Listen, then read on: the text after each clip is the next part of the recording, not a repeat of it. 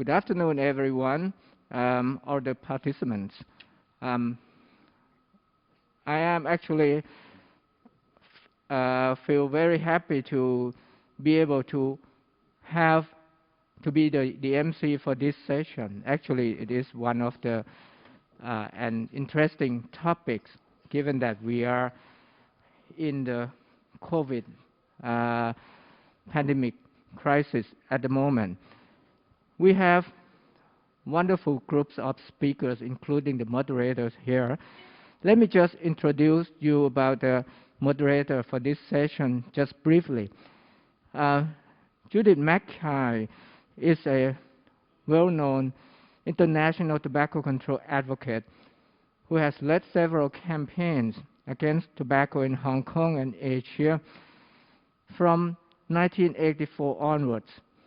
She's also one of the founders of APACT. Now she's going to be the moderator for our plenary session, Tobacco in the Time of COVID. Judith, please. Thank you very much indeed, and thank you for the introduction. Perhaps just to explain this plenary, there was a plenary reserved for a hot topic. So this plenary was put together in about 4 days as a very hot topic, tobacco in the time of COVID. And I have to say, we just could not have done this without experienced professional speakers. So we have 3 today. I'll introduce them, I'll mention them at the beginning and then introduce them one by one. Dr. Hebe Goda, who works with the TFI and WHO, Dr. Mary Asante, who's with SIATCA and GGTC, and Dr. Tebor Silag with the FCTC Secretariat. So the topic we're covering is tobacco in the time of COVID. So Dr. Hebe Goda will set off. Hebe is the project officer in the Tobacco Free Initiative, the Department of Health Promotion at the WHO headquarters in Geneva, where she leads the WHO report on the global tobacco epidemic that's very familiar to all of us. She has over 2 decades of experience in global public health and epidemiological research and is an adjunct professor at the University of Queensland. So her topic will be COVID and tobacco, the WHO perspective. Hebe. Thank you very much. I'm just going to try and share my screen. If you could let me know if it's working.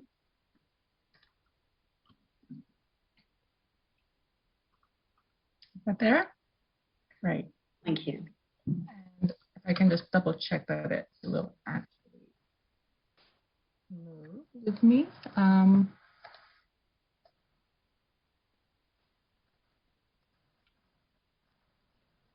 Is that changing the slide? It doesn't seem to be, does it? You may need to go down to bottom left and do the arrow. Bottom left. Yes. Do the arrow rather than using your mouse. Got that there. Slide. Now I see it changing. Oh, you do too now. Great, wonderful. Thank you. Okay. So yes, thank you very much for having me. Good morning and good afternoon to all of you. And thank you for coming to this what looks like it's going to be a really interesting program. So I'll just jump right in. I don't think there's any need to really give much of an introduction to what we now call COVID, the novel human coronavirus, SARS-CoV-2, which was first detected in December 2019 now, and the pandemic was first declared in March 2020. From the smoking and tobacco perspective, of course, we started to get some sort of inclination that there was something going on when we observed some interesting patterns in the spread of COVID in China initially. So what we saw, of course, was that people over 60 were more likely to sorry, that wasn't supposed to change. People over 60 were more likely to suffer worse from COVID-19, and we also noticed that there was a bit of a pattern amongst the population getting sick that it seemed like more males were coming down with COVID-19 than females. And one of the hypotheses postulated at the time was, could this be because more males smoke in the Chinese population? At the same time, however, there was also very preliminary data coming out from hospitals where COVID-19 patients were admitted. And we could see that actually what was being reported was that there was actually very few smokers in these populations. The number of smokers in these populations seemed far lower than you would expect in the general population. So of course there was a lot of questions raised about this, and some very preliminary studies came out around this time using very quick methods that were not well developed at the time, to sort of look into what was happening around populations that were that were coming down with COVID-19. And some researchers came out with very dramatic statements about the potential for smokers being protected from COVID-19, that potentially these smokers were not coming down with COVID-19 at the same rate as non-smokers. Non-smokers were more likely to get COVID-19. Of course, this is quite an outrageous concept, and what we saw was a big media response about this, a lot of speculation and a lot of concerns, and of course what we expected in this case as well is that the industry would take this opportunity to emphasize these points as well. So this meant that we had to look at the evidence, of course, as we do at WHO. And we, first of all, convened a meeting of experts, external experts from a range of different disciplines that we called in. We compiled all the literature that was available at that point of time and asked them to review it along with us. And we took a thorough look at the literature at that point of time. During that meeting, it became quite clear that what the literature was saying, even at the early stage, was that smokers were more likely to suffer more severe outcomes of COVID-19. But we weren't sure about this case of whether smokers were more likely to get COVID-19 or not. This was a real problem because the problem wasn't that there was the conflicting evidence. The problem was that the evidence itself was very weak. It's a very difficult question to answer at such an early stage. And the ways that the studies were being put together were not sufficient to really answer that question. So we put together a scientific brief that we put out as WHO in, I believe it came out in June. It came out in May, and then in June we updated it again in June, and we'll be updating again soon, we hope. So this really, the objective of this scientific brief was to answer the questions: what is the risk of smokers being infected by the SARS-CoV-2 virus? What is the risk of smokers being hospitalized for COVID-19? And what is the risk of severe COVID-19 disease and death among smokers? And from this, and we also at the same time, we commissioned an umbrella systematic review, a very thorough systematic review with a few collaborators in a few different countries. And they not only looked at those questions, but they also expanded those questions to look at other tobacco products and nicotine products and their association with COVID-19. We also asked the question of, well, we know that SARS and the Middle Eastern respiratory syndrome was also a coronavirus. So what's the relationship between smoking and those viruses that we know of? And so we did a literature review of looking at those, at that literature. Sorry, this is doing a dramatic slide. And then we also asked, of course, about whether there's a biological mechanism that can explain the association between smoking and SARS-CoV-2 infections. And finally, we also thought, well, smoking is associated with a number of behaviors that may facilitate transmission of the viruses. For example, when you smoke, you move your hand to your mouth. We also know that when you use shisha or water pipes, that's an act that is often conducted in a communal setting, indoors, and sometimes the mouthpiece of the water pipe is shared amongst other individuals. We know young people share nicotine e-cigarettes sometimes, and cigarettes, of course, sometimes. And then, of course, there's smokeless tobacco, chewing tobacco, for example, that is associated with excessive spitting of the excess saliva, for example. And what might this, how might this be associated with transmitting the virus? I think that one in particular is quite clearly something that would transmit a virus. And then, of course, we also questioned whether the transmission could be through the smoke exhaled and the emissions from vapor vaping, and those emissions which carried water droplets, whether it would be possible for the virus to be transmitted through those vectors. So some of our findings at the time was, well, we already know that tobacco smoking is a known risk factor for several respiratory infectious diseases like TB, influenza, and pneumonia. That's a well-documented literature on those diseases.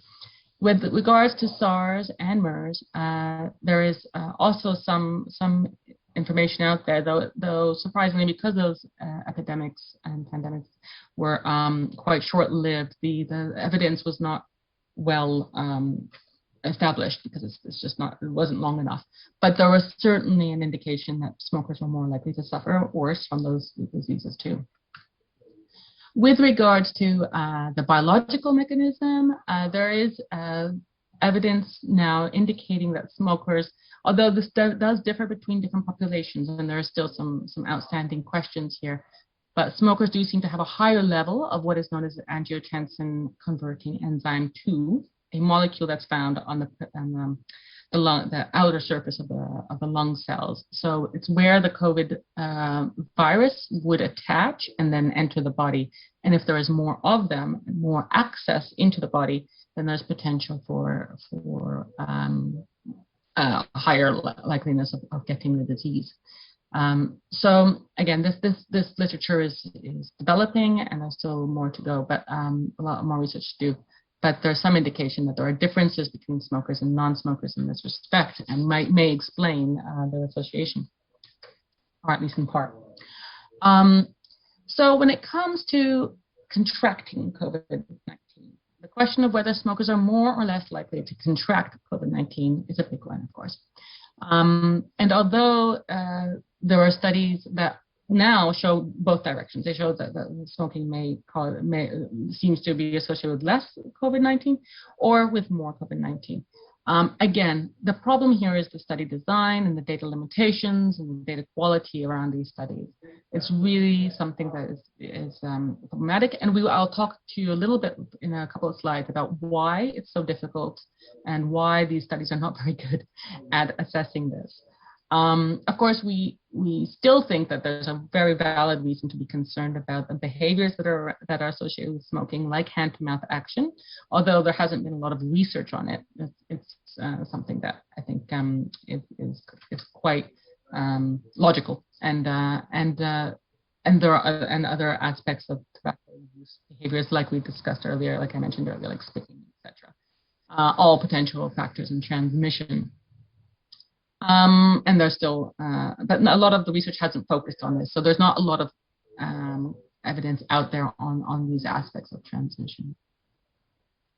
So does smoking increase the risk of severe COVID-19 outcomes and mortality due to COVID-19? And the answer is yes. There's definitely more than sufficient evidence now. There's a large number of meta-analyses, including our own, which we've now conducted a second time, updated in March 2021. We haven't published it yet, but it will be out soon. And this really does show that, if you look at hospitalization, the risk of being hospitalized as a smoker, the risk of being admitted into intensive care unit, the risk of needing help for breathing and ventilator use, and the risk of actually dying from COVID-19, it is increased when you are a smoker versus being a non-smoker and never smoker. So this risk can go up to 50%, between 40 and 50%, depending on what kind of severity we're talking about. So this is pretty well established now, and a well recognized factor in the severity of COVID-19. With regards to other forms of tobacco use, again, there's very little research out there. There is 1 or 2 papers on vaping, e-cigarette use amongst young people that does seem to indicate that there's a higher chance of getting COVID-19 and more severe outcomes of COVID-19, but there still needs to be more research done on this. Of course, one of the things that we forget to talk about, we're often talking about the smoking, the direct relationship between smoking and COVID-19 outcomes. But really, what we already know as well, very well established, is a number of the non-communicable diseases that are associated with worse outcomes of COVID-19, like chronic lung disease, like heart conditions, etc. All of these conditions are themselves associated with smoking, of course, and the people who have these underlying conditions are more likely to have been smokers at some point in that. So smoking in that sort of indirect relationship is also associated with COVID-19 outcomes and needs to be sort of included in our discussion about how smoking is causing quite a significant burden of the COVID-19 burden itself. So going back to this question of why these studies are not particularly good at answering some of our questions with regards to incidence, in regards to why people, do people get COVID-19? It's a really complicated issue. Smoking status itself is actually a very difficult thing to measure. People lie. People do lie about their smoking status all the time. It might be socially unacceptable to smoke for some people. And so they may say that they don't smoke. They may have quit a few days ago and consider themselves non-smoker and report themselves as non-smokers. When in a hospital emergency setting in particular, it has been shown that getting smoking status accurately is very difficult. Not only are patients potentially not in the right state of mind to be questioned, the doctors and nurses themselves are not in the right mind to be asking these questions, or they've got more important issues on their mind. So it's a very difficult, it's actually a very unreliable indicator in some cases when it comes to certain contexts. So we have to consider that when we interpret our results. Sample bias is also a huge issue here. So people that end up in hospital tend to be the very sick. But then again, this also depends on the country and the context in which they have been hospitalized. Some cases, it might be that a person has chosen to be hospitalized because they have the funds, etc., and they're concerned about themselves. In some contexts, the hospital might admit somebody because they see other risks associated with them that they want to just cover their bases, so they get hospitalized. Some people may not be able to access a hospital at all. So the reason why people are in hospitals is very different. If we just look at the fact that maybe the more severe people are the ones that are in hospital, then we already know, as mentioned earlier, that people who are older are more likely to have worse outcomes, so they will be more likely to be hospitalized. These people are not representative of the general population when it comes to smoking behavior. They are often former smokers, for example. There are more former smokers in this older population than there are in the general population. So there's a lot to consider when we think about who we're looking at in terms of the hospital and who's in that hospital. Then when we look outside the hospital and we're looking at studies that are being done in the context of a community, for example, where people are coming to get tested for COVID-19, well, here again, we've got a problem because smokers and former smokers quite often have more symptoms like coughing, etc., that might be associated with COVID, or there might be some concern that they might have COVID. So they'll be more likely to be the ones tested. Then when you have more smokers being tested for COVID-19, and then you have less non-smokers being tested for COVID-19, it may seem like the smokers are less likely to get COVID-19 because they're getting negative responses every time they do their COVID test, because why they're coughing is not COVID, indeed. But they're also more likely to end up in that testing context. So we end up having a very hard time really interpreting the studies that are being done on COVID-19 and smoking when questioning these things.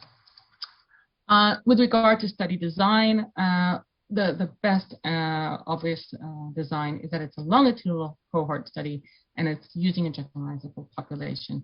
And again, so this has been something that is very few studies have attained at this point in time. And again, when I mentioned those studies earlier on, these studies have been not peer reviewed. A peer review process requires that when a study is done and written up, that other established scientists read it and question it and critically assess it. And this is a really essential part of the scientific endeavor. Without it, we end up with a lot of papers out there that are not really worth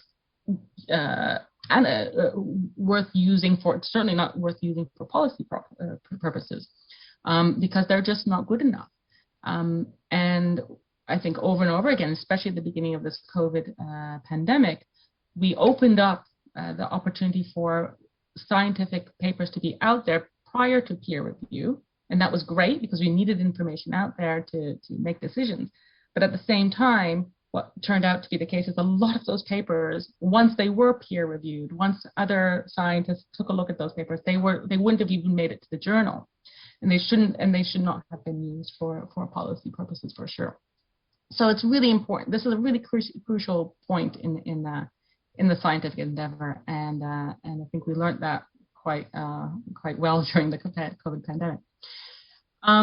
Other things that we've learned during the pandemic is that smoking behavior has changed and continues to change as a result of the pandemic. Some people, and this is very different across the world, different populations have reacted differently in different contexts. But some people have obviously shown more interest in quitting. Some people have successfully quit in terms of more numbers of people have successfully quit in some contexts. Whereas in others, people have gotten stressed out and smoked more. And there's some indication that some people have picked up smoking or using e-cigarettes, at least in certain populations, younger populations, for example, in some countries. And finally, one of the major concerns here is that people are at home smoking more than they are also exposing others to that secondhand smoke. So very quickly, I went through the rest, which is that what WHO did in response, apart from the evidence synthesis, was we put out a statement that sort of summarized those findings. We put out a question and answer sheet that allowed people to find quick answers to their questions. Different WHO regions produced their own information sheets that were more specific to their context. For example, water pipes and vaping and spitting for different contexts. WHO also supported countries and their decisions to try to address smoking, the risk of smoking in COVID-19. So where there were bans, for example, on tobacco sales, or where there was bans on spitting, and there was also bans on water pipes in indoor places in 15 countries in the Eastern Mediterranean region, for example. So WHO offered support during those periods of times, and where necessary, any kind of technical and legal support. The industry, of course, was very active at this point in time and did not want to lose customers during this period of time. So they were very active, making sure that people were able to access their tobacco and nicotine products. For example, making sure that curbside drop-off was available, people would be delivered their products, and when they were, and this was particularly concerning in some contexts where, for example, if you wanted to make sure that people under the age of 18 shouldn't access these products, but if there was no need to make contact, then this might have increased the opportunity for those. But I'll leave this for another presentation. I believe we'll cover more of the industry activity. WHO also, for the World No Tobacco Day in 2020, we focused on COVID-19, but also on the industry tactics that were prevalent during that period of time, trying to make people aware of the harms as well as what the industry was doing to attract people to the products. In 2021, our aim was, for World No Tobacco Day, was to get people to now quit. We're hoping that people see COVID as an opportunity to quit, that it's time to think about your health. And we've invited people to commit to quit. And it's a year-long campaign that really tries to give people support. We also tried in the context of healthcare systems that were struggling and obviously were focused on COVID-19 and neglected things like cessation support. We also aim to build up cessation support in many countries and through our Access initiative for quitting tobacco. And you may have seen some other things like our chatbots and our AI-based virtual health worker, Florence, who also these initiatives are aimed to increase our outreach and reach people that are otherwise unable to get help. And we continue to evaluate the research and better understand the link between tobacco use, nicotine use, and COVID-19 at this point in time. So I'll stop there and thank you very much. Thank you very much indeed, Hebe, for putting it all into a very comprehensive context in terms of WHO. And I think there'll be lots of questions, but I suggest we keep all the questions until the end. We'll have the 3 talks and then we'll come to questions at the end. But thank you so much for that really excellent presentation. So our second speaker is Mary Assante, who is an international tobacco control advocate with more than 30 years of experience, and I've known her for most of those 30 years, in fact all of them, on monitoring, exposing and countering the tobacco industry. She is the Senior Policy Advisor to the Southeast Asia Tobacco Control Alliance, SIATCA. She's known so well for her work on the Tobacco Industry Interference Index. She's the lead author in this index, which is now a global index produced under the STOP project. She's also with the Global Center for Good Governance in Tobacco Control, the GGTC, which is a partner of STOP. And Mary is going to focus today on specifically COVID and the behavior of the tobacco industry interference during the time of COVID. So Mary. Thank you very much, Judith, for that kind introduction. My fellow panelists, APACT participants, on behalf of SIATCA, let me extend my thanks to the organizers for this opportunity to speak on COVID and tobacco industry interference. In July, the CEO of Philip Morris International made an attention-grabbing statement to a press in the UK that Philip Morris will stop selling cigarettes in the UK within the next 10 years, and that his company had considered selling off the Marlboro brand. But the conclusion they came to then, if they continued selling cigarettes, it would accelerate Philip Morris's journey from traditional revenue because they can then allocate more resources. Dr. Ruth Malone, the editor-in-chief of Tobacco Control Journal, had the best response to this ridiculous Philip Morris statement. And she said, so PMI considered selling off Marlboro cigarettes, but considered it better to keep selling their death sticks in order to finance their wellness business. So, ladies and gentlemen, Philip Morris does not intend to stop selling cigarettes. In fact, it wants to continue selling more cigarettes, and it wants Asia for these cigarette sales. So what has the tobacco industry been doing during the COVID-19 pandemic? While our lives have been dramatically changed, how did it affect the tobacco industry? Did it change? In this presentation, I will cover 2 broad issues. First, the problem, and that's the tobacco industry. And I will look at 5 issues: how it continued selling cigarettes and other new tobacco products. It utilized opportunities to promote its brands, new brands, and introduce new tobacco products. It stepped up tobacco-related CSR activities. It interfered in policy against government's COVID responses to declare cigarettes as essential or part of COVID economic recovery. And it undermined overall tobacco control policy, particularly tax increases or the delay in the implementation of policies. And then let's look at the solution. And I will focus on 2 items: implementation and the importance of Article 5.3, and also the role of civil society to examine and expose the tobacco industry.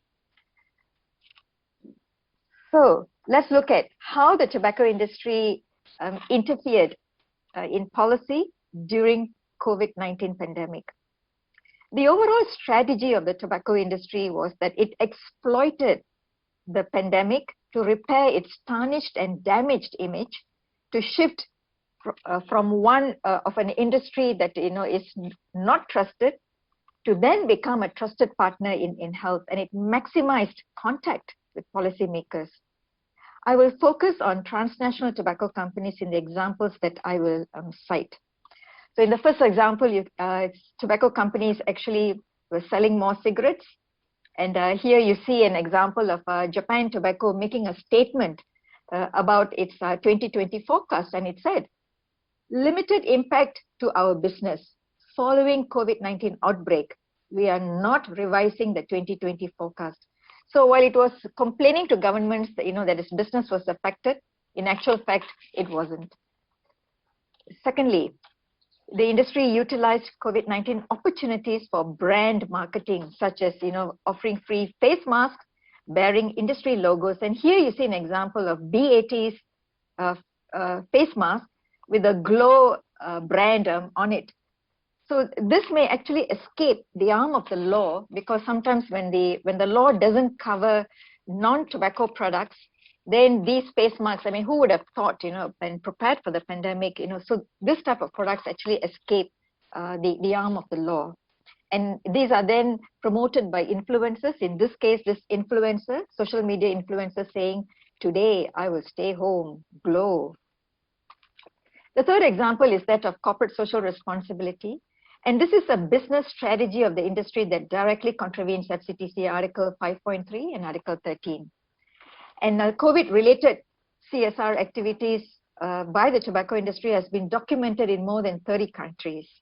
So basically, the tobacco companies were offering and still continue to offer ventilators, hand sanitizers, PPEs, and even cash to national COVID funds. In Korea, the Korea tobacco company called KT&G donated COVID testing kits to Indonesia, Turkey, and Russia.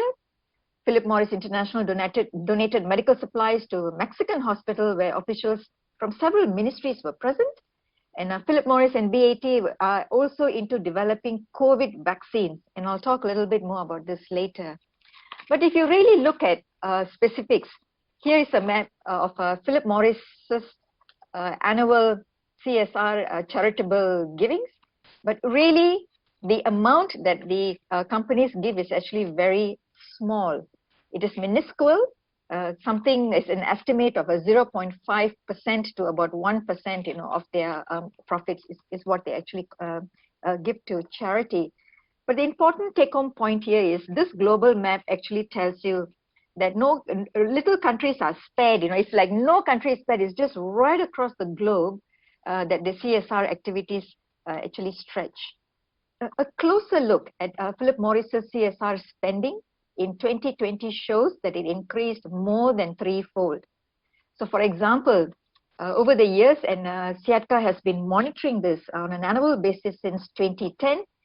In 2018, it was around 20 million. In 2019, it was 17 million. And last year, the CSR activities in Philip Morris's report was 60 million. If you look at this pie chart, which is from the Philip Morris report, a good significant portion, which is 42% of Philip Morris's CSR, went to the Asia Pacific region. In other words, it gave a huge portion of its CSR charity to our part of the world, which means that this part of the world is important market for Philip Morris's profits. In May in 2020, during the Philip Morris International's AGM, or their shareholders meeting, the company reported on its charitable giving, and it talked about, my computer is frozen. It talked about how it has actually gave about $60 million to more than 30 countries around the world, and it advertised and talked about how great its charity has been spreading. Okay, my computer seems to have frozen. Not a good time for it to freeze.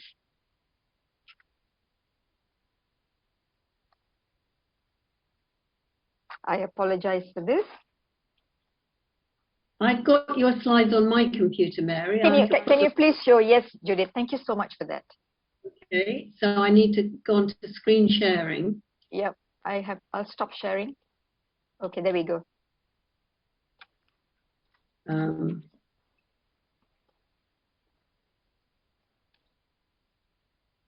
Right. What I can't do is to get them up to full size. It's can you close that bit? Yeah, just can you see this arrow there? Can you close the PDF? It will be bigger.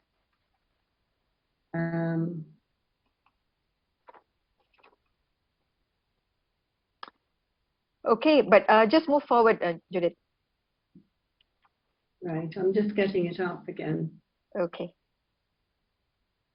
Technology is wonderful when it works, but it often we run into glitches. So bear with me, please.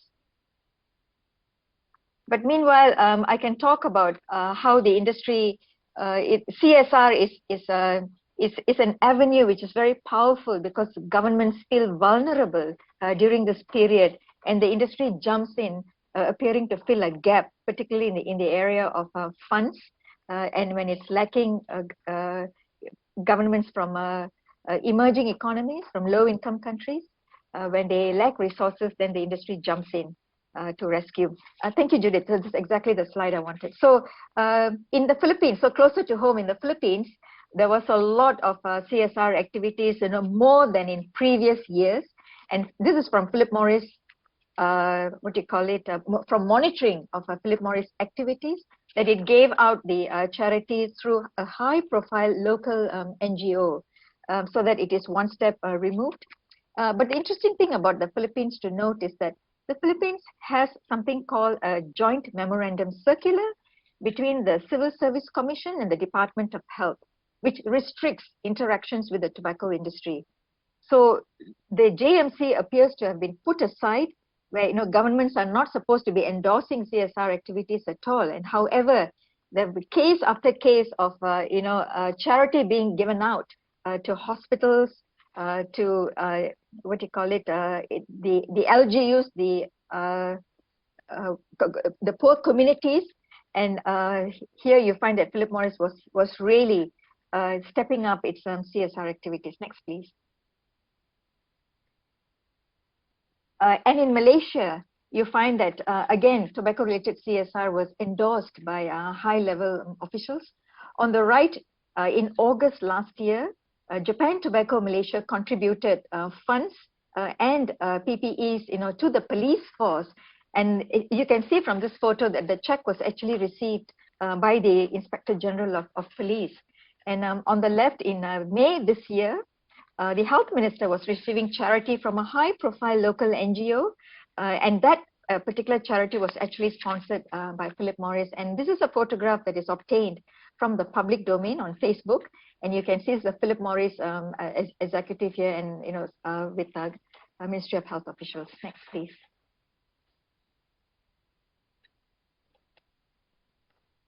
Next, Judith, please. Yes, I'm trying to get onto that. Oops.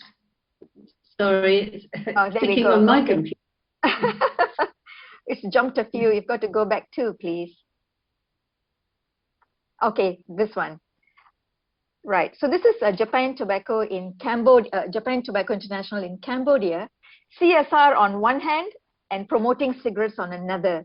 So the photograph that you see of JTI and his employees, donating food packages to poor families in Phnom Penh, and on the right, simultaneously, Japan Tobacco was promoting cigarette sales online on its Facebook, saying that there's a chance to win a home delivery card worth $5 if you ordered cigarettes online, and you would get this free coupon. Next, please. So basically, the industry uses CSR activities to whitewash the fact that it is selling a harmful industry and to repair its tarnished image. So despite the fact that it's giving out all this, ventilators and face masks, etc., but it's still continuing to sell its harmful products. Next, please.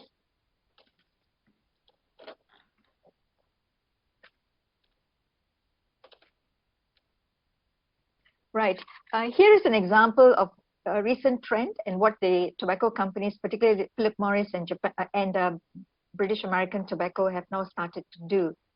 And here is an example of Philip Morris getting into vaccine development and other medical products. So in 2020, Medicargo is a biopharmaceutical company that is based in Quebec City in Canada. And this company, 33% of this company is owned by Philip Morris. And this company got into a partnership with the government of Canada. And suddenly you find Philip Morris, is now, in collaboration with the government looking into vaccine development. And then this year, Philip Morris also went into, a takeover bid of Vectura. You might have heard of this. And Vectura is a UK company, that makes asthma inhalers. And here you find, the Philip Morris again, getting into this health product business. And another example would be Philip Morris's stake in Otic Topic is an acquisition of yet another company that is involved, in pharmaceutical products. So this is not a healthy trend at all. Next, please. And here is BAT, also getting involved in vaccine development, and it has now moved into human trials. So you get this paradox of the industry, appearing through its acquisitions and investment, appearing to be caring about health, but really, causing that amount of harm and damage to society. Next, please. So again, CSR activities is key here, that they use it to whitewash the harm that they actually do. But this poses all sorts of risks now to government into looking at who then is the tobacco industry. How do you define the tobacco industry when it may appear, at the table for negotiation? Next, please. So the fourth area that I'll look into is policy interference against government's COVID responses. So here in many countries, the tobacco companies opposed government efforts to label cigarettes as non-essential. So you have seen in earlier examples where they would utilize non-health agency to challenge decisions that have been made by governments. Earlier you heard about the case of South Africa, in Botswana, in India, and also in Asia and Africa. The other thing that also happened during the pandemic was that tobacco companies kept their factories open, and they failed to protect their own workers from COVID infection and death. And certainly, we saw that's reported in Indonesia, for example, where Philip Morris local subsidiary has got a very large presence. In South Africa, as you heard earlier, BAT and the Tobacco Association sued the government when the South African government in March last year went into lockdown, and they classified cigarettes as non-essential and therefore no sales of cigarettes, and they got sued for taking that kind of an action. And unfortunately, BAT actually won that lawsuit. Next, please. So the fifth area is policy interference more broadly, across the tobacco control measures. And here, using COVID as an opportunity to block, amend, delay broader tobacco control measures. For example, in Indonesia and in Malaysia, there was no tax increase last year on tobacco, where the industry blamed COVID as an excuse. In Cambodia, there's a delay in the implementation of the new rotational pictorial health warnings on cigarette packs, which was supposed to have gone into place 1st of August this year, but the industry blamed, the pandemic for, its business, and it therefore delayed, the implementation to December. And it continues to circumvent legislation while governments are distracted to address the pandemic. Next, please. However, there is a glimmer of hope and some good news. On a positive note, in the 2021 Future of Asia conference, which is an annual conference by Nikkei, proceeded after Philip Morris's sponsorship was cancelled. So Philip Morris, was agreed to sponsor this conference alongside Japan Foundation, and with the fast, quick thinking action of tobacco control advocates on the ground who really mobilized some advocacy action, that sponsorship was cancelled, and a session where Philip Morris, CEO, was speaking was also cancelled. And so in Asia, our future should be without tobacco. Next, please. I lost some minutes in the technical glitch just now, so I hope I'll get a few more. So to stop the industry, we need to implement Article 5.3. The tobacco industry will not stop interfering. It didn't stop in the past. It's continuing to interfere, and it will interfere.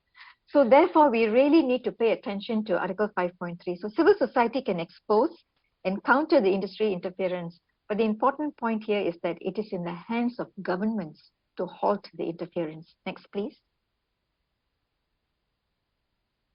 So as you heard, SIATCA produces the Tobacco Industry Interference Index, and then there's the Global Tobacco Industry Interference Index, which is produced by STOP. And here on this figure, you actually see the outcome or the findings of the interference index.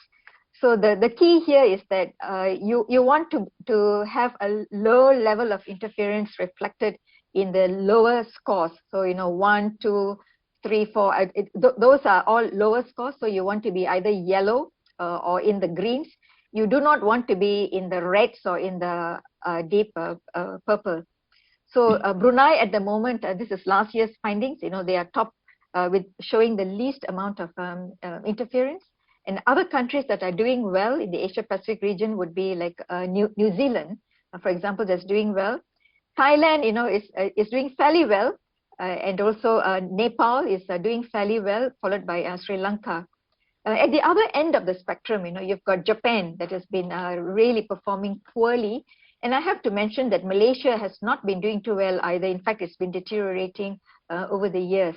So, it is really important to pay attention to this index because it's a report card so that we can show where the gaps are and what governments need to do to plug those gaps. Next. And I have to say that the global index will be released in early November, just before the COP. Next, please. So how can governments protect their tobacco control?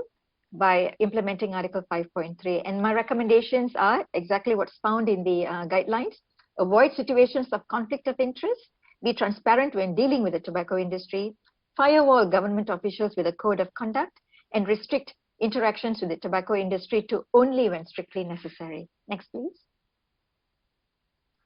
So there are some recommendations, and I've got general recommendations and specific ones. Under general recommendations, ban CSR activities by the tobacco industry, and may I add that partial restrictions do not work. Government officials and departments should reject grants from and partnership with the tobacco industry, and particularly I'd like to mention that any grants that comes through the Foundation for a Smoke-Free World, which is 100% funded by Philip Morris, these grants and these partnerships should be rejected outright.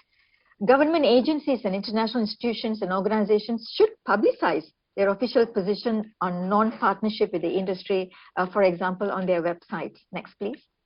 In terms of specific recommendations, I've got 3, and this is in the context of the COVID-19 pandemic. Do not grant any rescue package, such as tax breaks to the tobacco industry, or collaborate with it, in the COVID-19 in vaccine development, for example, or in economic recovery. Really reject those partnerships, and also reject and don't fall into the trap of rescue packages and allowing it to delay payments, etc., or allowing delay in implementation of legislation. Utilize the COVID-19 pandemic to promote quitting of all forms of tobacco use, and do not legalize any new products, particularly apply tax to new products, because that's the way the industry finds its way into legalizing or approval of these products. Increase tobacco tax, as the tobacco business, you've heard, is doing pretty well. and it actually is growing during the pandemic. So therefore, you really need to ensure that the taxes are increased this year. Next, please. And I'm concluding. So look out for the various tobacco industry interference indices that will come out. The global index in early November 2021, the Asian index produced by SIATCA, and this is just an example of the ASEAN index that we produced last year. So these indices would give you the status of where governments are and where your country is with regards to its implementation. Next, please. There are several reports that SIATCA has produced, so please visit the SIATCA website. We've got reports on, outcome of the monitoring of CSR activities that we've done. This is a report on how the tobacco companies have actually utilized national standards bodies to develop standards for new tobacco products. And here's a report on what happens when you don't apply optimum level of tax, how much revenue is then lost by the government. And this is a survey across 5 countries in the ASEAN region. Next slide, please, Judith. Thank you. And therefore, ladies and gentlemen, don't be fooled by the tobacco industry. It is manipulative, dangerous, and untrustworthy. And with that, thank you very much. I look forward to your questions. Thank you. Thank you very much indeed, Mary, for struggling through some technical issues there, but I think we managed quite well. Thank you so much for that, as always. Really worrying reports as to how the tobacco industry is actually continuing its methodology and its strategies and tactics and enhancing them through the COVID epidemic. So our third speaker today is Dr. Tebor Silag. He serves as a coordinator for the knowledge management, reporting and communication for the convention, the WHO FCTC Convention Secretariat. Tebor is a medical doctor who spent 14 years, in working with the Secretariat.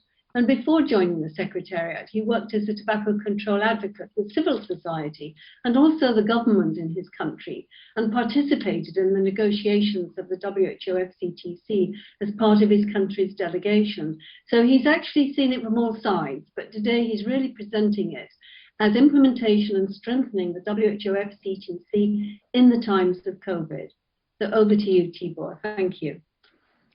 Thank you, Judith. Thank you, fellow panelists, organizers, colleagues. It's a pleasure to participate in this very important session on behalf of the Convention Secretariat. So let me start sharing my screen with you for the presentation. And as Judith said, I'll speak about implementing and strengthening the WHO FCTC in the times of COVID. On the 5th of March last year in Geneva, we celebrated the 15th anniversary of entry into force of the convention. Let's remind ourselves of this.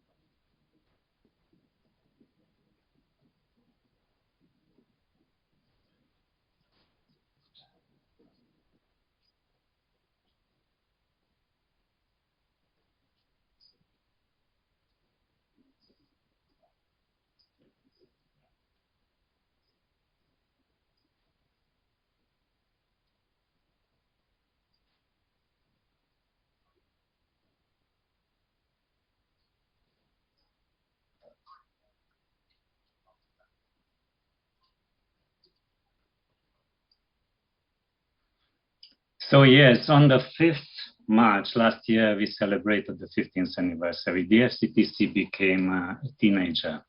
And at that time, we didn't know that that was the last face-to-face meeting which we are holding for a while. And a few days later, we went into a lockdown. And some of it still stands today, and it has not completely lifted. Life has not yet gone back to normal. So what influence these unusual conditions had on the work of the Secretariat, on the work of the parties? How did we cope with the changing times? Let me focus on the next couple of minutes on 3 areas of work and show how the COVID impacted our work on those areas. These are implementation and measuring the implementation of the convention in the times of COVID, country assistance, and meetings and other technical work. Let's focus first on the implementation of the convention in the times of COVID. As you know, according to Article 21 of the convention and the relevant guidance by the COP, this biennial data collection, which is the reporting process under the convention, contributes to the preparation of an analysis for the COP on the global implementation of the convention, to let the conference parties know what works and what doesn't. It also highlights what needs to be done better and how to improve as a party, as a region, as an international treaty. And in spite of the difficulties, 148 parties have submitted new reports on their implementation of the convention in the 2020 reporting cycle, and 139 did so in the first lockdowns. They have not spared their time and energy in putting together their reports, in responding or updating their responses to 350 plus questions in the reporting instrument. It's an amazing performance at the beginning of COVID times. A few other parties have also updated some information on their previous reports, but have not submitted them formally. Just a small parenthesis that the Secretariat also ran in parallel with the FCTC reporting cycle, the first reporting cycle for the protocol to eliminate illicit trade in tobacco products. And based on these reports and the analysis of data provided, we can see that 2 of the time-bound articles of the convention, and look at the figure, Articles 8 on smoke-free environments and 11 on packaging and label, continue to have the highest implementation rate. In contrast, we have to admit that Article 13, for example, banning advertising, promotion, and sponsorship, another time-bound article, continues to lag behind. But overall, a modest progress can be seen in most of the FCTC articles, which is a good tendency. There are challenges, of course, to which COVID-19 just contributed and added, especially the funding question, more exactly the lack of funding in many times and in many countries for tobacco control, which is further deteriorated by the economical downturn caused by the pandemic. Also, as Mary covered it very well, the interference of the tobacco industry didn't start due to the pandemic, but on the contrary, it intensified in old and new ways. In spite of the pandemic, we were still able to detect some progress, some successes.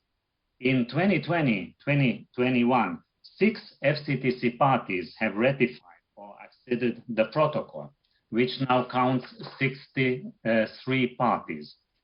Andorra ratified the convention, and the treaty entered into force for them in May 2020. So that Andorra became the 182nd party of the convention. And today, the convention covers 90% of the world population. Many parties have made progress in the implementation of the convention. Some of the examples are listed on the slide, but for the full list of examples, please visit the FCTC implementation database on our website. And also, please check the upcoming global progress reports for both the FCTC and the protocol. The global progress reports for both treaties will be out for the COP and MOP sessions, of which I'll talk a bit later. You see the link to the implementation database where the updates from parties, including their reports submitted in 2020, can be found. Now let's go and say a few words about how the Secretariat continued country assistance work. In the Secretariat, we have looked for avenues to continue providing assistance to parties. We had to adjust, of course, and find new ways of contacting, working with, and assisting the parties. Let me provide you with a few examples for these. The needs and the needs assessments are joint undertakings in which the Secretariat and its UN partners, including the WHO, the UNDP, and the governments of the respective countries, work together to assess the implementation status and identify gaps and needs. Previously, needs assessments have included a country mission and face-to-face interactions with the country representatives. These have not been possible during the COVID times, as travel has not been possible. Needs assessments have gone online to consist of a series of virtual meetings between the Secretariat and the representatives of the countries.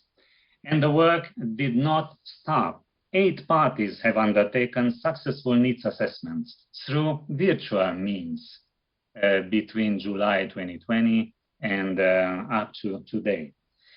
What more, in a process led by the UNDP, these needs assessments also included a national tobacco control investment case, in which the economic costs of tobacco use on the country's economy is calculated, along with the costs of key FCTC interventions and the returns of implementing those investments in terms of both lives saved and economic costs averted. As you have seen in the list of sponsors on the needs assessment activities, the FCTC 2030 project, a flagship project of the Convention Secretariat, not only continued during the COVID, but it was also scaled up. After having completed phase 1 of the project, phase 2 is now ongoing. And in 2021, an expression of interest was launched for additional parties to join the project. As a result, 9 new FCTC parties were selected to receive targeted assistance in the areas where they are most in need. So here you see the participants in phase 1, phase 2, and the new members, new FCTC parties for phase 3. And you see some of the Asian and Pacific Island countries also participating and benefiting of this project. So these 9 new countries that joined in 2021 brought the total number of parties that received or are receiving technical support, technical and financial support through the FCTC 2030 project to 33. 1 out of 6 parties to the convention have already received or are receiving support through the FCTC 2030 project. As you see on the list, Bhutan, Mongolia, Timor-Leste are the Asian countries that have been selected to participate in phase 3 of the project. Technical work continued tirelessly. However, organization of face-to-face meetings became impossible. The Bureau of the Conference of the Parties decided in April 2020 that COP9, the meeting of the governing body of the convention, will be postponed to 2021. The expectation was that one year delay will eventually make possible a face-to-face meeting in November 2021. But as it has turned out, this will not be the case. Both meetings, the COP, the Conference of the Parties for the FCTC, and the MOP, the meeting of the parties for the protocol, will take place virtually. The work for the organization of the meetings are progressing well. Our host organization, the WHO, provides the Secretariat the necessary assistance for the organization of this virtual meeting, taking into account their experience in organizing the WHO Executive Board meetings and the World Health Assemblies, which have gone also virtually. With the know-how of the organization and the technical capacity that exists, virtual COP and MOP sessions will be held in November 2021.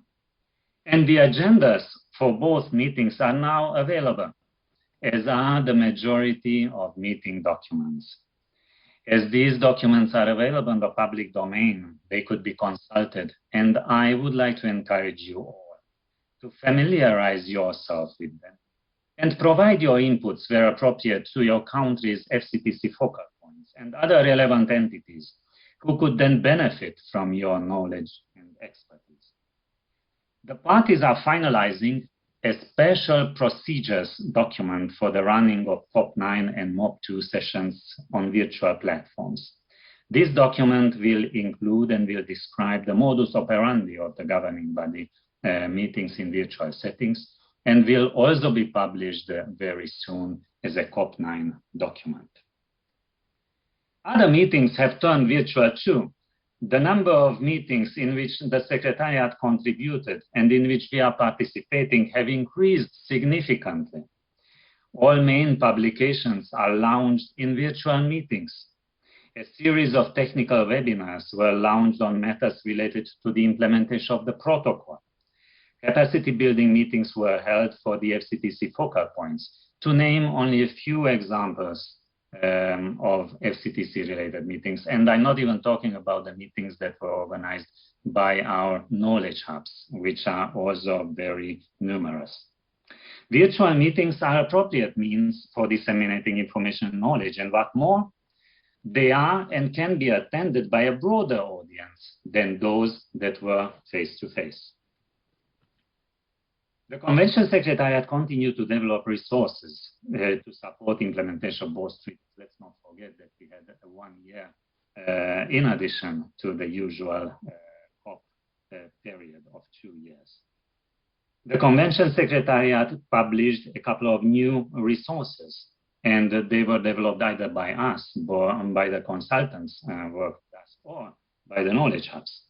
For example, on top of this slide, you see on the left-hand side that the Article 5.3 Knowledge Hub, based in Thammasat University in Bangkok, issued an online training course on Article 5.3. And Mary, you were participating in its development, and very much thank you for you to putting out the document and the training course. While the Knowledge Hub at the University of Cape Town in South Africa put together an e-library of resources for tobacco taxation and illicit trade. We developed other resources that the parties could benefit as they move ahead with the implementation of the convention. For example, an information kit for the FCTC technical focal points, a guide for the FCTC parties on how to include SDG target 3.A in their voluntary national reviews, which they submit to the UN on their implementation of SDGs. And examples of current practices on the implementation of Article 12 of the Convention, which is about free zones. So just a few examples of the technical resources that were produced. And of course, a special focus on our work, on our technical work, has been targeted to the implementation of the global strategy to accelerate tobacco control, adopted by the COP8 in 2018. As laid down in the global strategy, and as this pandemic reminded us very well, today perhaps more than ever, of the importance of health, which is fundamental to any social, economic, and productive development. WHOFCTC is an accelerator of sustainable development. Target 3.A of the 2030 Agenda for Sustainable Development calls for strengthening the implementation of the FCTC. So we know that FCTC is one of the 3 international treaties that are in the SDGs. And Target 3.A is an implementation means for achieving Target 3.4, focused on NCDs. The global strategy is the roadmap to guide all stakeholders to contribute to the achievement of these objectives. And to control this devastating COVID-19 pandemic, reduce its tragic death toll, and save lives, it was necessary that we sustain our dedication and commitment to support parties and to help them sustain their own commitments to implement the convention. Yes, to do so, there is need for stronger global coordination, and there is need for unwavering solidarity among countries. The Convention Secretariat, the World Health Organization, the United Nations agencies, and the international organizations, civil society, communities, and other stakeholders. We were and we are still in this together. And if we act in a unified way, we will still overcome this crisis with a more satisfactory result. And I have to be very grateful to our host organization, WHO, with whom we worked together over these past 2 years to develop the different resources, including those related to COVID and tobacco, which Hebe so very well summarized. As the future is concerned, tobacco control is and should be an integral part of the COVID-19 response, and it should be an integral part of the Build Back Better efforts in the countries. As envisaged in the global strategy, all who have a stake or could contribute to tobacco control intensify their efforts, now more than ever. In preparing for the governing body meetings in November this year, I call you all to help your delegations prepare better for this very special upcoming COP9 and MOP2. Have your voice heard during the preparations, contact your delegation, and pass your inputs to them. We all need to show that we are not deterred, but the opposite. COVID made us stronger. COVID made us innovate. COVID gave us an opportunity to rise to the old and new challenges. And to this, I wish you all sustained dedication and stamina. Thank you.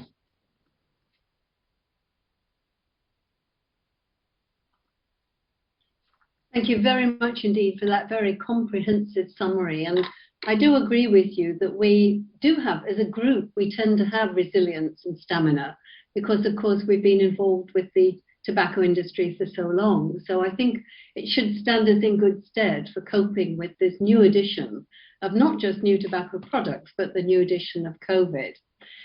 So I have a few questions that have just come in and perhaps would like to start with Hebe to ask very specifically, has COVID led to a diversion of interests or funds, etc., at WHO level? Or is the commitment in WHO as it was, if not enhanced? Yeah, I would actually say it's been enhanced. At the WHO level, I would say that we haven't, so far anyhow, experienced any reduction in funds. The partners that have also been active as donors, etc., have also continued to support work and see the relevance of tobacco control in the context of COVID-19 and the need for continued support, but also for new ways forward, and are committed to the Build Back Better framework and perspective that WHO is encouraging.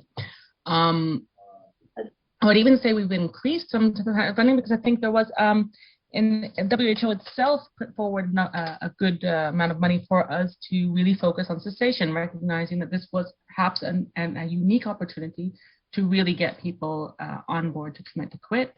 And that, you know, the idea, I think it was Mike Ryan himself said that it's a real shame to think, and this is have emergencies, who works in emergencies and has worked in emergencies his entire career, has always seen a role for tobacco control in emergency settings, because in his perspective, it's a real shame to feel like you're saving all these lives only to be losing them, because indeed in emergency settings, tobacco control is weak and it can be weakened, and the context makes people smoke more, etc.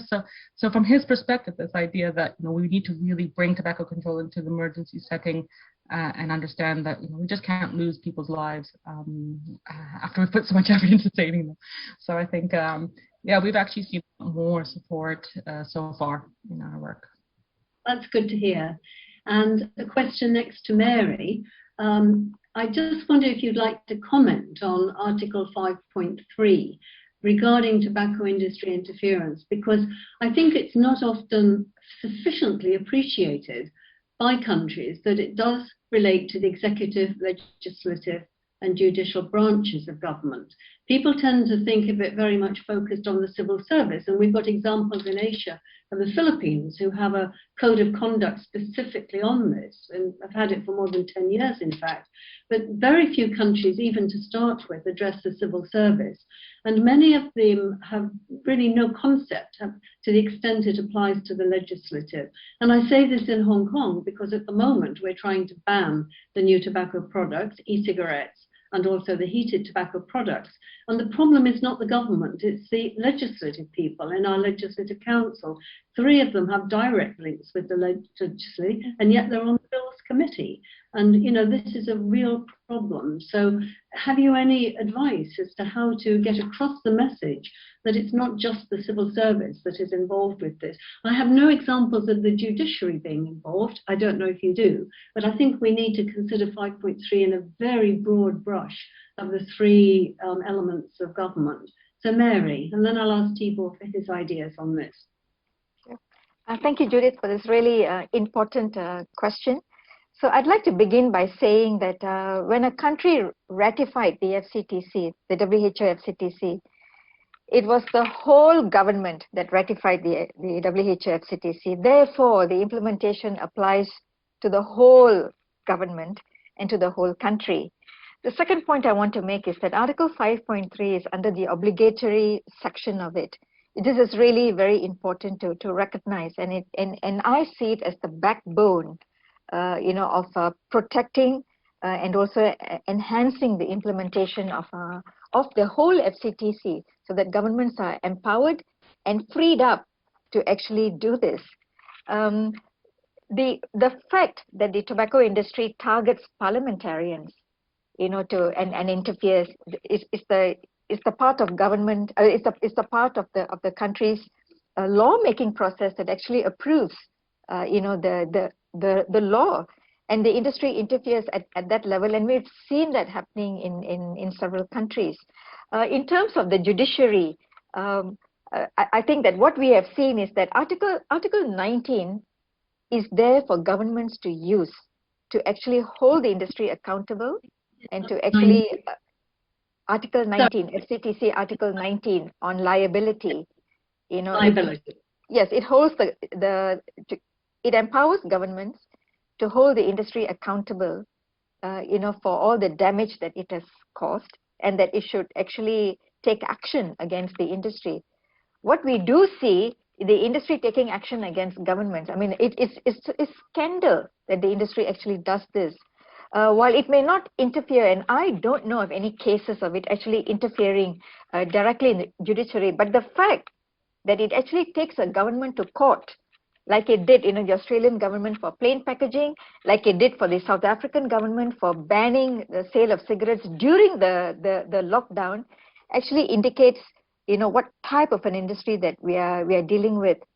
I know of a case in Tanzania where, while there was no interference, directly in the judiciary, however, Japan Tobacco sponsored a competition for university students. It's a moot court competition, but invited, judges to actually sit in judgment of that competition. So, coming into contact, with staff, of the judiciary, is a sneaky way to actually, try to apply some kind of an influence. So I think that, therefore, the point to remember is the whole of government need to implement at all levels.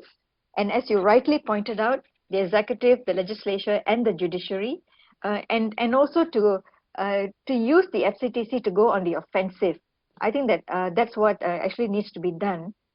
And the way and the evidence, I think, is dependent very much on civil society to do the monitoring and to provide the evidence, so that governments have got documents to run with. But if governments really implemented the 34 recommendations in the in Article 5.3, I think they'll find themselves in a much stronger state than they are in right now. Thank you.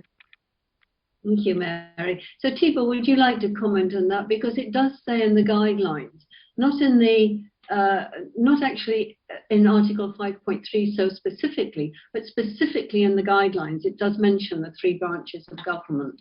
So would you like just to say how successful or not successful that's been?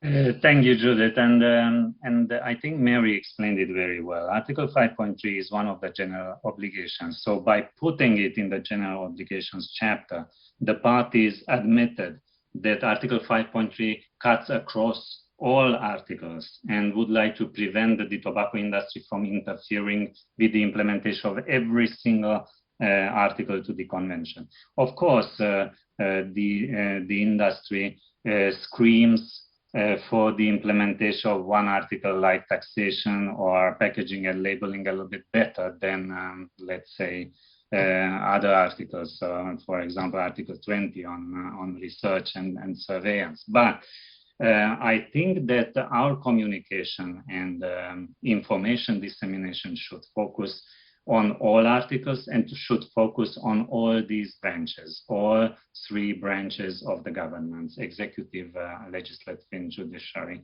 And indeed, implementation of Article 19 of the Convention. So when the governments take the tobacco industry to court is a good example of implementation of Article 19, and it's an example of a good understanding of Article 5.3 of the Convention on how, let's say, the industry should be prevented to interfere with all these activities. So I think.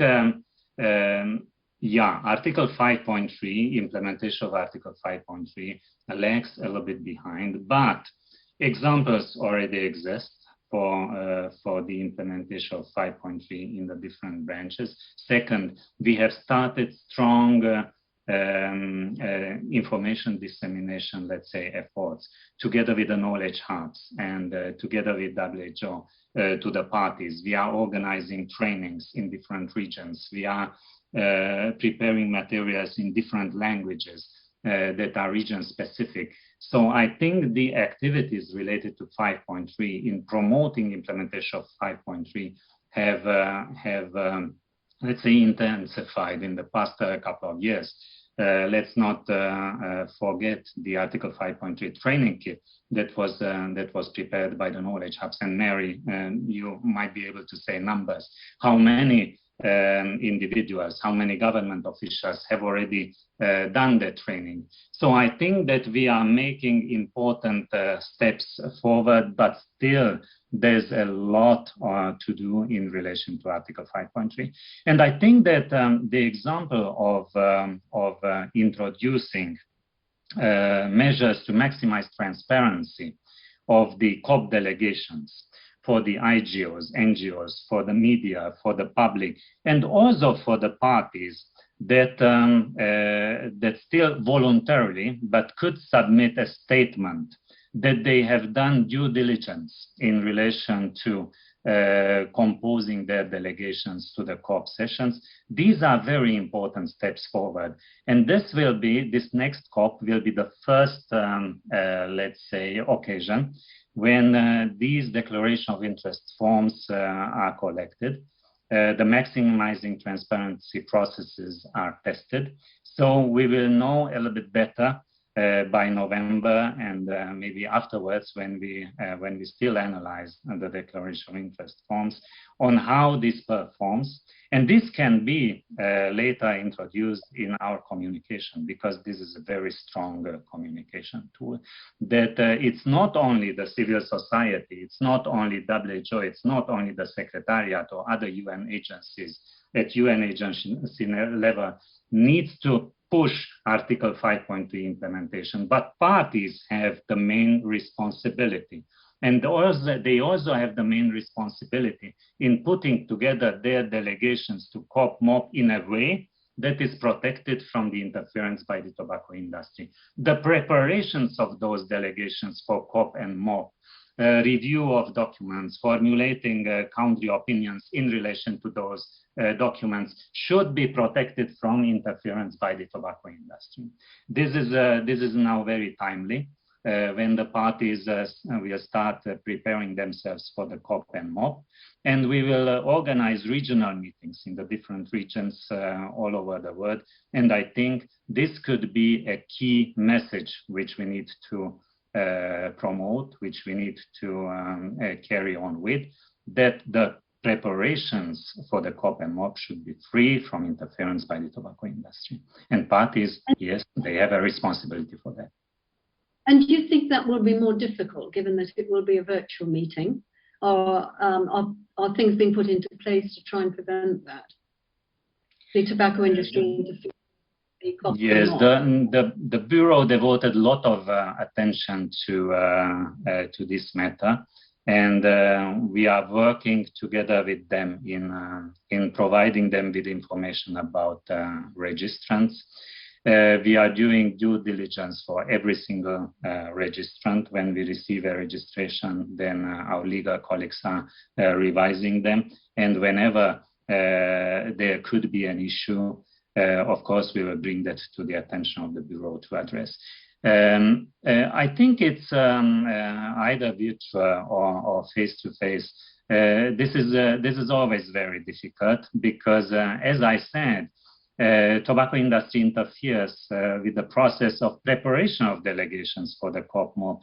So you never know when a country delegation comes to COP, what kind of advice, what kind of input they received during the preparation process. So due diligence is necessary, irrespective of the meeting being face-to-face or virtual. Thank you.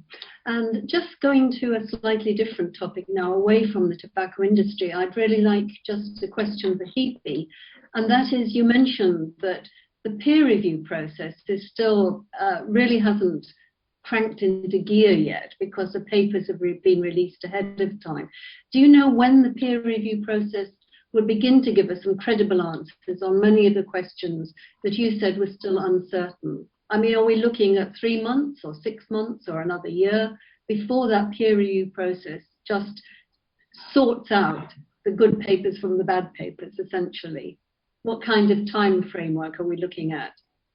Yeah, no, I mean, it is sorting itself out.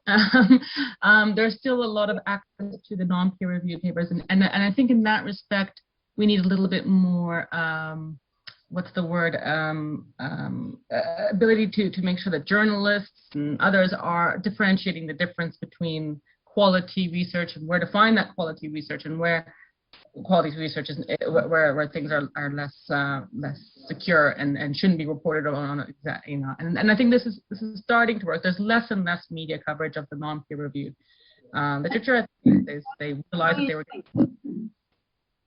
Sorry, just to interrupt. How are you doing that? Making sure that the journalists, I mean, is there any process in place to give more credibility to the credible papers at the moment before the peer? Yeah, there's different avenues, of course. But for example, one paper that was particularly got a lot of attention, which did claim that smokers were less likely to get COVID, was retracted from so it made it into a journal.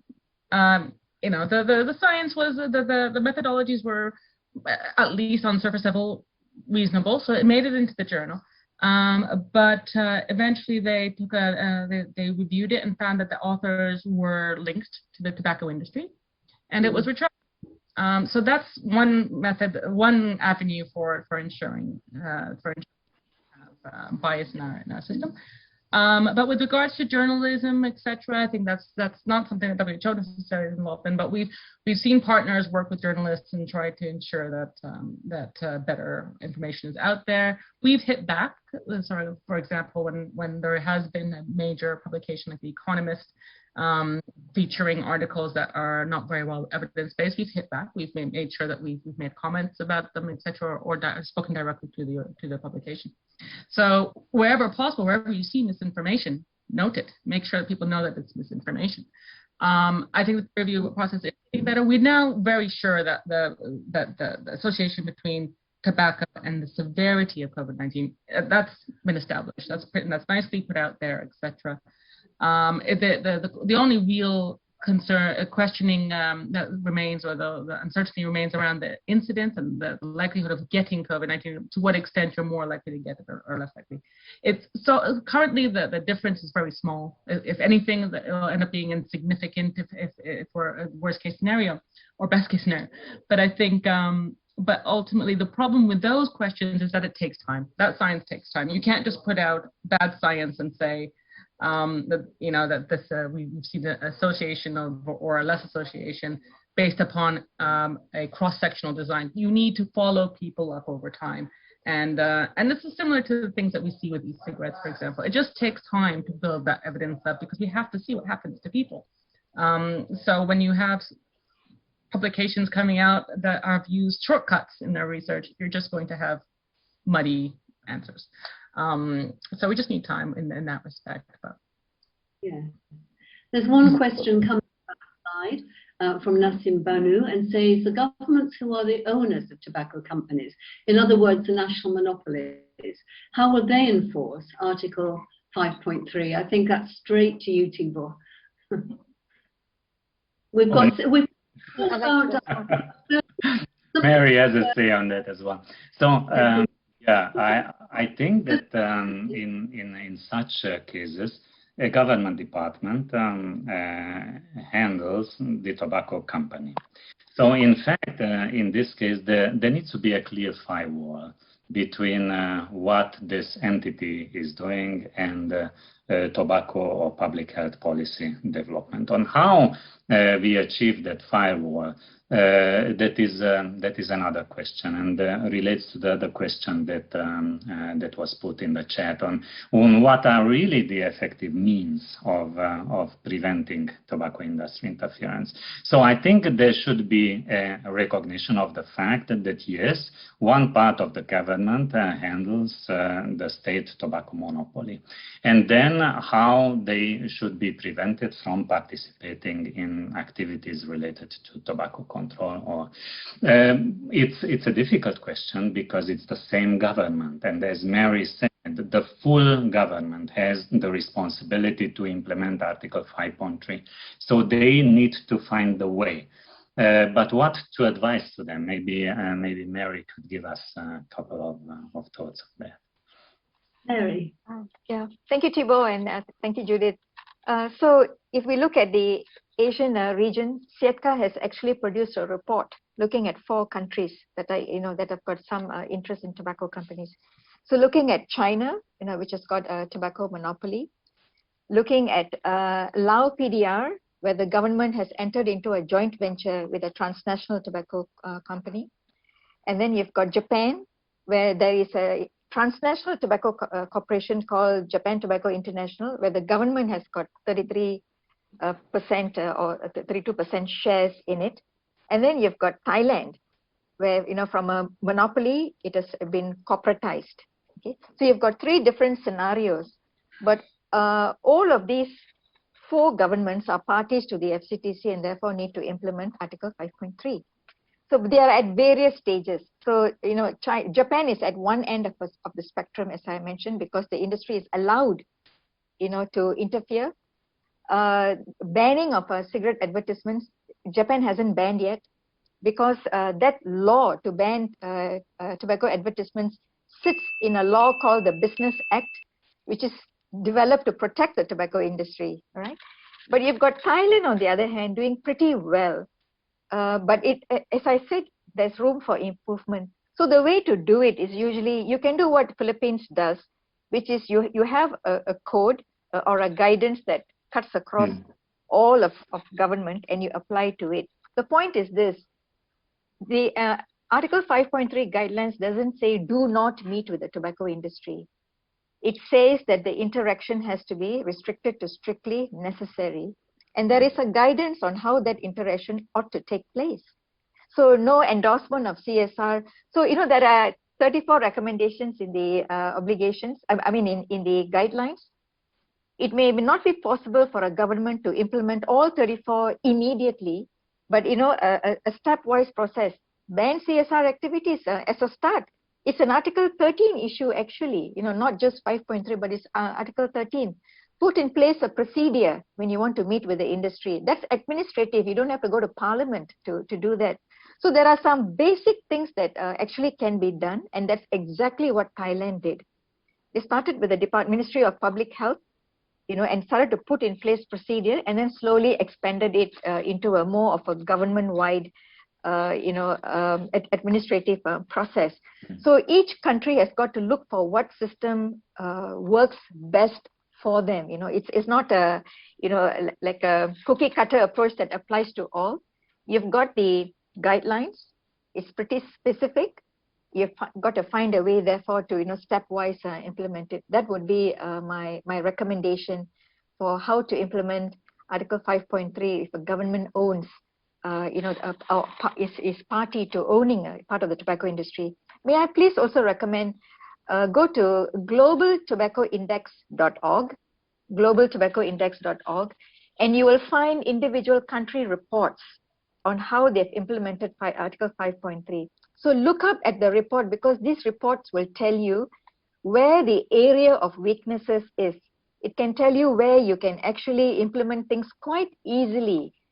So while it's a huge task, there are actually quite straightforward ways of implementing it, but political will is needed. Thank you, Mary. And at the core of it is that the tobacco industry should not be interfering with policy, particularly policy in the making. I think that's right. The core, yes, that's right. Yes.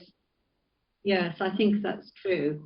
So perhaps just coming back to Hebe, do you see COVID, in fact, as an opportunity for communicable disease and non-communicable disease people to work together for once? Because I can't just think offhand of any other situation where we've had such a crossover between the communicable and non-communicable diseases. And we know that tobacco, we know obesity are all risk factors for the worsening of tobacco control. And in theory, this should really lead to some kind of integration between what have been traditionally two different silos in terms of both WHO and in terms of many governments. Would you like to comment on that, Hebe? Sure, I'll just say briefly, and I mean, that's, I'm probably not the best in position to talk about this, but I'm not sure where the progress has been in the last particularly in the last few months. I was part of some NCD discussions in the middle of last year, and it was clear then that, well, first of all, the NCD mission has obviously been derailed by COVID-19. I mean, we were already pretty underfunded NCDs in general, and it was pretty weak in general. And then we had COVID-19, and it was, it's just made things so much more difficult. We've seen surveys showing that countries' NCD treatments, etc., have been completely disrupted, and people not receiving the treatments that they need for diabetes, for etc., and let alone cessation, but for the range of treatments that people need for NCDs been completely derailed. So this is really a crucial point in history where we really need to get our act together with non-communicable diseases and get things back on track.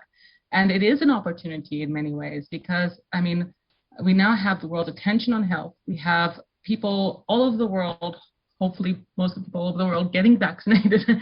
And this could be an opportunity to reach these people for screening, for treatment. So it's really crucial that we see the alignments here and bring what people need to them. I think, unfortunately, in middle of last year, there still seemed to be a neglect of non-communicable diseases in the Build Back Better sort of perspective. There wasn't that much talked about with regards to non-communicable diseases in preparing for COVID relief. So I think I haven't followed up recently, but I do think that this is an incredible opportunity that we need to grasp, and it needs to move forward in that direction, making sure that we don't reinvent the wheel and that we see the crisis at hand as well. But maybe someone else has other comments on this one. I'm not sure. Well, I think it's a hope, and it certainly should be. It's very logical to try and bring that kind of coordination, but I don't see much evidence of that happening quite at the moment, unfortunately. But it's just a thought for us, I think, to keep in mind as we go forward. We have time, in fact, for one last question, and it's not a very easy one. What should we do about the tobacco industry vaccines? We have been in contact, as Mary knows, with Kovac, pointing out to them that the tobacco industry are producing a vaccine. It will give them a seat on the table with the health authorities. And it's almost unthinkable that they're sitting down with infectious disease experts and cancer experts and governments to discuss their vaccine. And pointing out that Kovac itself was, all the founding members of Kovac have all got codes of condemnation about the tobacco industry and smoking, as in fact do their sponsors. So it's just a very difficult question, particularly for low and middle income countries. If you're being offered a vaccine from the tobacco industry, what really does a country do? A very difficult question. I don't know, Mary, would you like to have a go at that as to what you would recommend? I'll take a shot. I think right now where we are, it has not gone on sale yet. It hasn't been distributed yet. And I think that, you know, governments are securing contracts, and therefore they really need to, the vaccination has been speeded up in many countries. Number one, it's vital for governments to implement Article 5.3 because that clarifies things.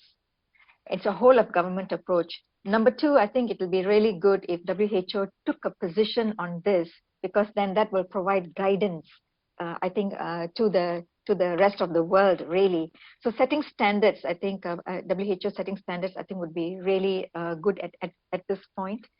And governments need to ban CSR activities, because once they do that, then it will disqualify, you know, the vaccine produced by tobacco companies, because I think chances are they will be pushing it under CSR, you know, to low-income countries who are, you know, poorly resourced.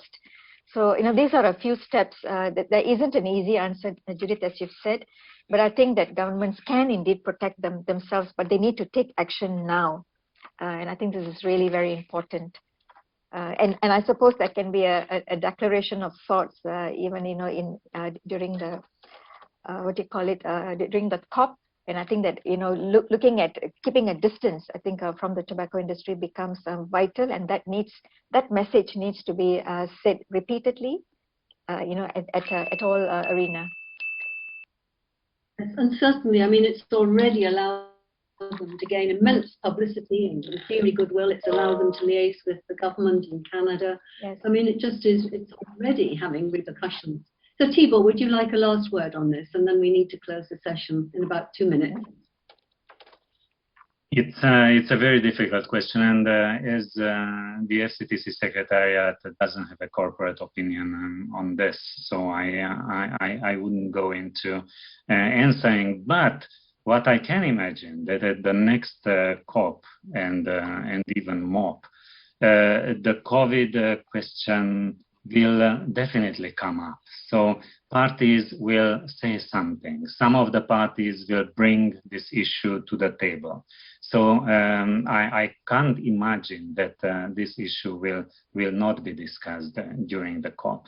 So we will have an insight or initial thoughts about how the parties feel about it in the regional pre-COP and pre-MOP meetings. So at that time, we will already have, let's say, some insight into what the parties think. But I said, this COP that was postponed due to COVID is happening at a time when I don't think there is an opportunity to avoid this question. So we might be cleverer later this year during the COP and after the COP. Thank you. And meanwhile, stick as far to 5.3 in terms of any dealings on the vaccine as is absolutely possible, really. Well, thank you, all three speakers, for, I think, a really wonderful and very disparate session on many different aspects of COVID and tobacco. And I hope that next time both of these issues will in fact be diminished. COVID will be diminished and tobacco will be diminished. And thirdly, that we might all meet in person. That would be very nice. But thank you at such short notice. I mean, to put together a plenary in about 4 days as a hot topic plenary, it's just been truly remarkable. So many thanks to all of you for contributing to that. So thank you. This is Thank now you, the end of Judith. this. Thank you. Thank you, Thank you, Judith. Tebor. Thank you, Thank you, Hebe. thank you, Thank you organizers. very Thank you much. all. Bye. Thank you. Bye. Take care. Bye.